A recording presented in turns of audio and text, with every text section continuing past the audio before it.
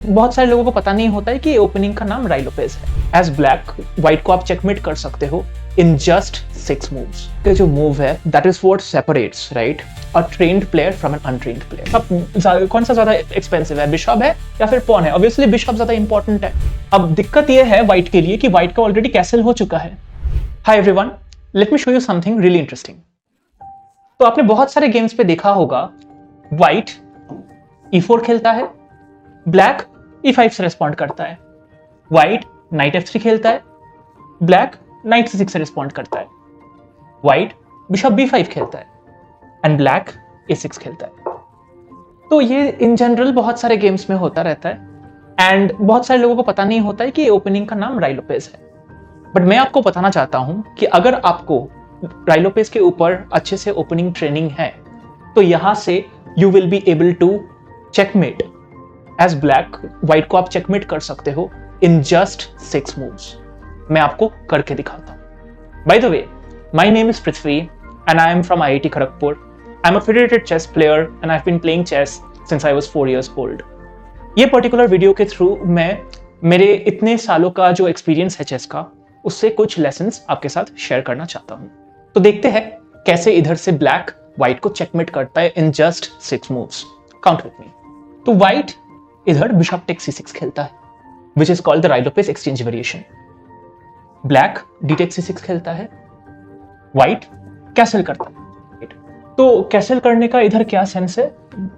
तो अभी white is aiming to capture this particular pawn on e5 right. Before castling अगर आप night से कैप्चर करने का कोशिश करते थे ये पर्टिकुलर पॉन को तो फिर हमें क्वीन d4 ये मूव मिलता था राइट, जिसके थ्रू आप नाइट और पॉन दोनों को एक साथ अटैक करते थे। अभी आपको नाइट लेके वापस जाना पड़ेगा and then this pawn can be claimed back right.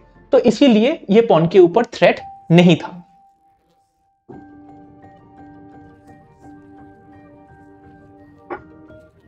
अभी विद कैसल, अभी विद दिस मूव कैसल, अभी ये पॉन डायरेक्टली कैप्चर कर सकते हैं व्हाइट, ठीक है। तो ब्लैक को कुछ करके ये पॉन को डिफेंड करना है राइट। तो जनरली मैं ये रेकमेंड करता हूं हमेशा कि whenever you are looking for a defensive move, look for an offensive move first right, कि आप अटैक करके कैसे आपके पीसेस को डिफेंड कर सकते हो। तो आप थोड़ा सा सोचो ये पोजीशन पे आप क्या खेल सकते हो ऐसे जिसके थ्रू आपके मतलब ये वाला पॉन तो डिफेंड हो ही, प्लस आप कुछ टेम्पो के साथ एक पर्टिकुलर पीस भी डेवलप कर सकते हो ओपनिंग में। तो ओपनिंग में आपका ये ऑब्जेक्टिव होना चाहिए कि आप जितने सारे पीसेस हो सके डेवलप कर पाओ। तो ब्लैक के लिए सबसे बढ़िया मूव इधर रहेगा बिशप टू g4। तो इससे क्या होता है, why is this a good move? ये इसीलिए गुड मूव है बिकॉज ये वाला जो डायगोनल है अभी पिन्ड है, तो ये नाइट इधर कैप्चर नहीं कर सकता ये पर्टिकुलर पॉन, बिकॉज अगर नाइट से कैप्चर होता है तो इधर क्वीन हैंगिंग हो जाएगा राइट। तो ऑब्वियसली आपको पता है right, the queen is a very very valuable piece, so white would not want to lose it just for this particular pawn. Cool. तो अभी बात यह है कि व्हाइट क्या खेलेगा इसमें। व्हाइट बहुत नेचुरली कोशिश करेगा कि ब्लैक के बिशप इधर ये डायगोनल से हट जाए राइट। तो उसको थोड़ा सा परेशान करने का कोशिश करता with this particular move h3 right. तो इससे व्हाइट का भी डुअल पर्पस सॉल्व होता है। एक पर्पस डेफिनेटली ये सॉल्व हो रहा है कि ये बिशप को वो कैप्चर करने का कोशिश कर रहा है with this move h3 right. Also back rank जब कैसल हो गया है किंग साइड में तो कभी मिडिल गेम में आपको और आगे जाके in advance certain videos I will definitely share with you. तो बैक रैंक मेट के इश्यूज होते हैं राइट। तो उसमें क्या होता है कि अगर आपके पास किंग के लिए कुछ ब्रीदिंग स्पेस होता है देन बैक रैंक मेट के इश्यूज नहीं होता है राइट। सो ये मिडिल गेम के लिए आगे के लिए भी व्हाइट एक फ्यूचर प्लान करके रख रहा है कि मेरे पास किंग के लिए एक ब्रीदिंग स्पेस है, इधर किंग छुप सकता है आगे जाके अगर कभी कोई चेक आता है बैक रैंक में, या फिर इधर ये पर्टिकुलर बिशप जो है वो अटैक कर रहा है। अभी ब्लैक का इधर के जो मूव है that is what separates right a trained player from an untrained player. Black का इधर मूव बहुत ही एक्साइटिंग एंड बहुत ही अनोखी है विच इज h5। तो आप तो बोलोगे सर ये क्या हो रहा है, आप तो इधर बिशप ऑलरेडी दे रहे हो, ठीक है। बिशप कौन सा ज्यादा एक्सपेंसिव है, बिशप है या फिर पॉन है? ऑब्वियसली बिशप ज्यादा इंपॉर्टेंट है, ज्यादा एक्सपेंसिव है, ठीक है। तो आप ऐसे कैसे बिशप को सैक्रिफाइस करते हो? तो मैं बोलता हूं ठीक है दिखाता हूं आपको। तो लेट्स से व्हाइट इधर कैप्चर कर लेता है ये बिशप राइट। तो ब्लैक ये पॉन कैप्चर करेगा। अभी आप अच्छे से नोटिस करो कि ये नाइट जो है जो f3 में बैठा हुआ है, राइट, तो ये नाइट को कहीं ना कहीं जाना पड़ेगा, बिकॉज ये पॉन जो है ये अटैक कर रहा है, राइट।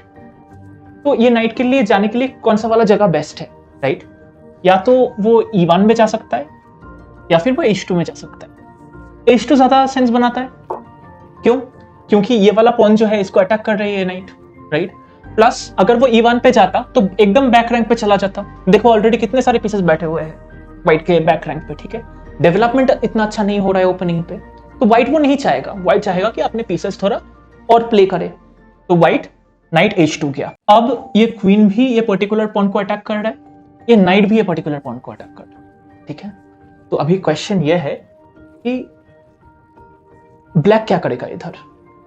ब्लैक एक पर्टिकुलर आइडिया सोच के ही ये पूरा बिशप जो है उसको सैक्रिफाइस किया था, और ये आइडिया अभी आता है हमारे नजर में, क्वीन टू h4, राइट। तो इससे क्या हुआ अचानक आपको दिखने लग जाएगा। तो ये h फाइल जो है अभी ये बहुत ज्यादा एक्सपोज्ड है व्हाइट के। अब दिक्कत ये है व्हाइट के लिए कि व्हाइट का ऑलरेडी कैसल हो चुका है, राइट। तो व्हाइट का किंग कैसल करने का one of the most important reasons is king safety, right. हम व्हाइट के जो किंग है उसको सेफ रखना चाहते हैं, ठीक है। तो इसीलिए हमने कैसल किए थे, बट इधर व्हाइट के किंग सेफ नहीं है क्योंकि h वाला पॉन मिसिंग है। जो h3 में था वो वाला पॉन इधर कैप्चर हो गया। एंड अभी ब्लैक का रूक, ब्लैक ऑलरेडी कैसल नहीं किया है, एंड ब्लैक का क्वीन भी आ गया इधर। तो अभी ब्लैक थ्रेटन कर रहा है कि ये नाइट मूव करे या ना करे, राइट। तो ये वाला पर्टिकुलर फाइल पे चेकमेट होगा। कैसे? अभी मान लेते हैं as per the plan white night से ये वाला पॉन कैप्चर कर लेता है। ब्लैक सिंपली खेलेगा queen to h1 and this is a checkmate. Why is this a checkmate? अब देखो किंग के पास जाने के लिए कहीं पे जगह नहीं है। किंग तो ये वाला क्वीन कैप्चर कर नहीं सकता, इधर रुक का सपोर्ट है, किंग इधर नहीं जा सकता, दोनों क्वीन और रुक से ये वाला स्क्वायर गार्डेड है, ये वाला पॉन पे ब्लॉक्ड है तो g2 में नहीं आ सकता, f2 पे नहीं आ सकता, ब्लॉक्ड है, रुक f1 पे बैठा है तो इधर भी नहीं जा सकता। सो आप लोगों ने देखा कैसे like with proper training in the Ruy Lopez exchange variation you can checkmate your opponent in just 9 moves. तो अभी बात यह है कि एज व्हाइट ये पोजीशन से आप कैसे ब्रूटली बच सकते हो, ठीक है, फ्रॉम द अटैक, राइट। तो पहला चीज एंड मोस्ट इंपॉर्टेंट इज, जो आपको आई थिंक ऑलरेडी समझ में आ गया, ये ब्लंडर मूव है, ठीक है। आपको ये बिशप जो फ्री में मिल रहा है वो आपको कैप्चर नहीं करना है, हमेशा हर फ्री की चीज आपको नहीं उठाना है। तो इसीलिए व्हाइट के लिए बेस्ट मूव है पॉन टू d3, राइट। क्यों? अगेन ये ओपनिंग मूव के दो पर्पस है। एक, ये मूव का पर्पस ये है कि ये बिशप का डायगोनल अभी खुल गया, right. Along with that, I am making space for this particular knight to come here and support this knight, right? तो आप ये बोलोगे कि सर ये वाला नाइट तो ऑलरेडी डिफेंडेड है तो इसको सपोर्ट का क्यों जरूरत है? We will see in the next move, right? तो अभी ब्लैक के लिए बेस्ट मूव है क्वीन टू f6, एंड अभी आपको दिख गया व्हाइट के लिए सपोर्ट की क्यों जरूरत है, राइट? क्योंकि queen f6 as a move, ये अभी क्या होगा अगर लेट्स से व्हाइट कुछ नहीं करता है, white place something like a3 b3 या नाइट को इधर डेवलप करते हैं, तो black can just take this particular bishop, white can take back with the queen, तो black can again take with the queen and white is going to take with this pawn. तो इधर दो pawn बन जाएंगे, right, so double pawn, and इधर एक pawn रहेगा which is an isolated pawn, क्योंकि ये वाला फाइल पे कोई पॉन नहीं रहेगा। तो आपको पता होगा, राइट, कि isolated pawn as well as double pawn both are indicators of weak pawn structure, जो आपको ओपनिंग, आपको मिडिल गेम्स या फिर एंड गेम्स में काफी दिक्कत दे सकते हैं, right. That is why white को ये डबल पॉन नहीं रखना है, राइट। उसको प्रिवेंट करना है कि मेरे डबल पॉन ना आए, राइट। तो वो कैसे करेगा? वो नाइट को इधर लेके करेगा, knight b d2, right. And अभी ब्लैक के लिए क्या मूव है? तो ब्लैक का अभी पोजीशन जो है आप देखोगे कि ब्लैक कैसल किया हुआ है, सॉरी व्हाइट का पोजीशन अभी ऐसा है कि व्हाइट ऑलरेडी कैसल किया हुआ है, तो ब्लैक थोड़ा पोजीशन पे अग्रेसिव खेलने का कोशिश करेगा, राइट। तो ब्लैक खेलेगा g5, राइट। क्यों? ब्लैक का g5 खेलने का पीछे आइडिया ये है कि in the next few moves black is going to drop this bishop back and फिर इधर वो पॉन्स पुश करना स्टार्ट करेगा, h4 एंड g4, ठीक है। कभी ना कभी, बिकॉज h3 ऑलरेडी प्लेड है, ठीक है, तो कभी ना कभी एक्सचेंज करना ही पड़ेगा।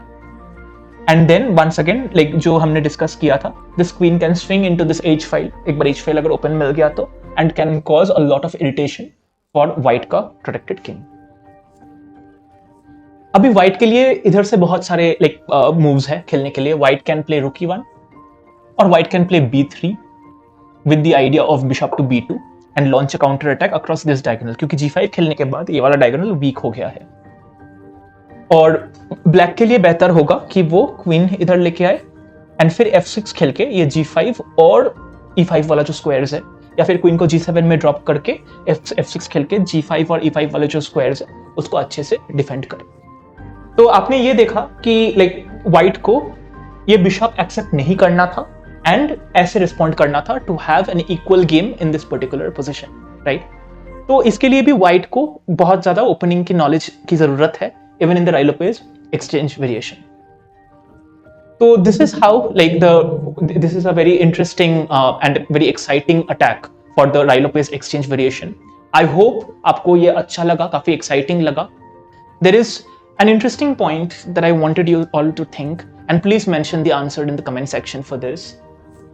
Either after white plays knight b d2, right, to consolidate the attack, black can definitely go for this move long castle, right, क्योंकि queen अभी ऊपर है, long castle करने के लिए कोई obstruction नहीं है, and this ensures black का king safety, right. I want you guys to think why this is a very bad move for black, and please हमें comment section पे बताइए. This is something that we would love to discuss in one of our next videos.